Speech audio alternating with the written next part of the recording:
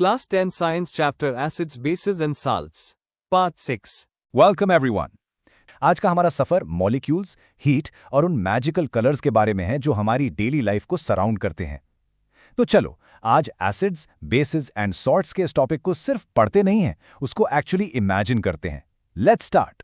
Imagine करो तुम एक केमिस्ट्री लैब में खड़े हो। तुम्हारे सामने एक बीकर में हाईली कॉन्सेंट्रेटेड एसिड रखा है और दूसरे में प्लेन वाटर। अब अगर इन दोनों को मिक्स करना हो तो करेक्ट मेथड क्या होगा? क्या तुम वाटर को एसिड में डालोगे या एसिड को वाटर में? तुमने कभी सोचा है कि एक छोटी सी गलती यहाँ एक बड़ा डिजास्टर बन सकती है? ऐसा क्यों होता है? Section 1, the golden mixing rule. चलो सबसे पहले हम इस अल्टीमेट सेफ्टी रूल को अनकवर करते हैं। देखो, साइंस का एक बहुत ही स्ट्रिक्ट रूल है।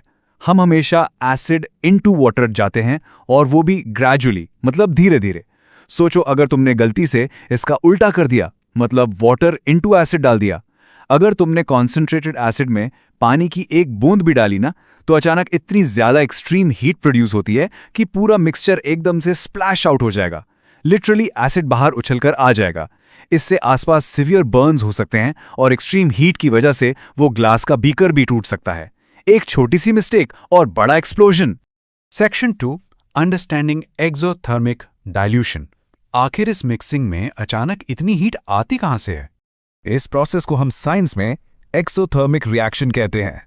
आओ इस साइंटिफिक टर्म को थोड़ा ब्रेक करके इसका लॉजिक समझते हैं। इंग्लिश में एक्सो का मतलब होता है आउटसाइड या बाहर, और थर्मिक करेलेशन है हीट एनर्जी से। तो सिंपल लॉजिक है, एक ऐसा केमिकल प्रोसेस जहां इमेंस हीट यानी बहुत सारी गर्मी बाहर की तरफ रिलीज होती है। जब भी हम एसिड को पानी में मिलाते हैं, वहां ऑटोमेटिकली एक हाईली एक्सोथर्मिक रिएक्शन होती है। तो इस हाईली एक्सोथर्मिक रिएक्शन को सेफली कंट्रोल कैसे करें?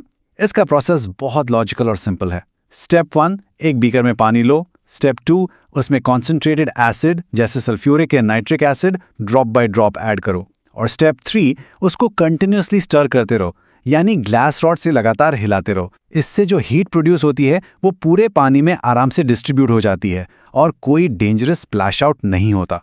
पता है, इस पूरे सेफ मिक्सिंग प्रोसेस को हम डिल्यूशन कहते हैं।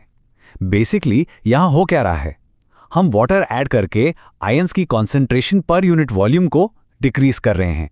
जैसे इमेजिन करो तुम्हारा नींबू पानी बहुत ज्यादा खट्टा बन गया है। तुम क्या करते हो? थोड़ा और पानी मिला देते हो ना, ताकि उसका खट्टापन कम हो जाए। बिल्कुल वैसे ही एसिड में वाटर मिलाने से एक स्पेसिफिक स्पेस में आयंस का पावर थोड़ा कम हो जाता है और एसिड डाइल्यूट हो जाता है। Section 3, introducing the pH scale.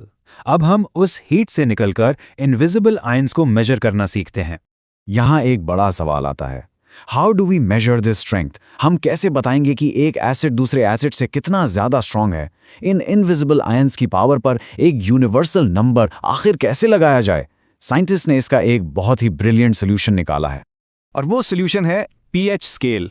तुमने ये वर्ड पीएच डेली लाइफ में शैम्पू की बॉटल्स या वाटर प्यूरिफायर्स के एड्स में जरूर सुना होगा, पर इसका असली साइंटिफिक मीनिंग क्या है? इसमें जो लेटर पी है वो स्टैंड करता है पोटेंस के लिए। ये एक जर्मन वर्ड है जिसका मतलब होता है पावर। तो basically pH represents the power of hydrogen. ये स्केल हमें परफेक्टली बताता है कि किसी सोल्यूशन में हाइड्रोजन आयंस की पावर कितनी ज्यादा है। Mind blowing detail, right? और इस पावर को मेजर करने के लिए जो नंबर्स हम यूज करते हैं वो हैं 0 to 14। मान लो तुम्हारे पास एक यूनिवर्सल रूलर है, लेकिन फिजिकल डिस्टेंस मेजर करने के बजाय ये इनविजिबल एसिडिटी को मेजर करता है। 0 से स्टार्ट होता है और 14 पे खत्म। Section 4, decoding 0 to 14। चलो इस स्केल के अंदर चलते हैं और इसका लॉजिक क्लियर करते हैं। अगर हम इस स्केल के लेफ्ट साइड को इमेजिन करें, 0 से लेकर 6 तक का जो रेंज है, वहां H+ आयंस यानी हाइड्रोजन आयंस का कॉन्सेंट्रेशन बहुत हाई होता है। इसीलिए ये कंप्लीटली एसिडिक नेचर शो करता है। दूसरी तरफ राइट साइड में 8 से 14 तक के एरिया में OH- आयंस यानी हाइड्रोक्साइड आयंस हाई होते हैं, जो उसको बेसिक नेचर देते हैं। यहां एक बहुत इंटरेस्टिंग ऑब्जर्वेशन है, ध्यान देना। जैसे जैसे नंबर छोटा होता है, H+ आयंस की पावर उतनी ही बढ़ जाती है। मतलब smaller number means higher acidic power. तो चलो इन सिंपल पीएच रूल्स को हमेशा के लिए दिमाग में सेट कर लेते हैं। बिल्कुल सेंटर में आता है pH 7, जो एक न्यूट्रल सोल्यूशन है, जैसे प्योर वाटर, ना इधर ना उधर। अगर pH 7 से कम है तो एसिडिक नेचर है, क्योंकि वहां मोर H+ आयंस है, और अगर pH 7 से ज्यादा है तो बेसिक नेचर है, क्योंकि वहां मोर OH- आयंस है। In short pH value acidity के इनवर्सली प्रोपोर्शनल होती है और बेसिसिटी के डायरेक्टली प्रोपोर्शनल होती है। एकदम लॉजिकल है ना? Section 5 everyday real life pH. अब देखते हैं ये इनविजिबल केमिकल साइंस हमारी रियल लाइफ में कहाँ छुपी हुई है। इमेजिन करो तुम्हारी डेली लाइफ की इन चीजों को। तुम्हारा अपना स्टमक एसिड यानी गैस्ट्रिक जूस, उसका पीएच रफली 1.2 होता है। यूनिवर्सल इंडिकेटर पेपर पर ये डेंजर वाला डार्क रेड कलर देता है। फिर आता है तुम्हारा एवरीडे लेमन जूस अराउंड 2.2, जो लाइट ऑरेंज या येलो शेड दिखाता है। अब सोचो प्योर वाटर या तुम्हारे ब्लड को, इनका पीएच बिल्कुल सेफ जोन में है, 7.4, एकदम ब्यूटीफुल ग्रीन कलर के साथ। कभी ज्यादा खाने से एसिडिटी होती है तो आप मिल्क ऑफ मैग्नीशिया लेते हैं, राइट? वो एक बेस है जिसका पीएच अबाउट 10 है और पेपर पर ब्लू दिखता है। और स्केल के बिल्कुल एक्सट्रीम एंड पर आता है सोडियम हाइड्रोक्साइड 14.0 पीएच के साथ, एकदम डार्क ब्लू कलर में।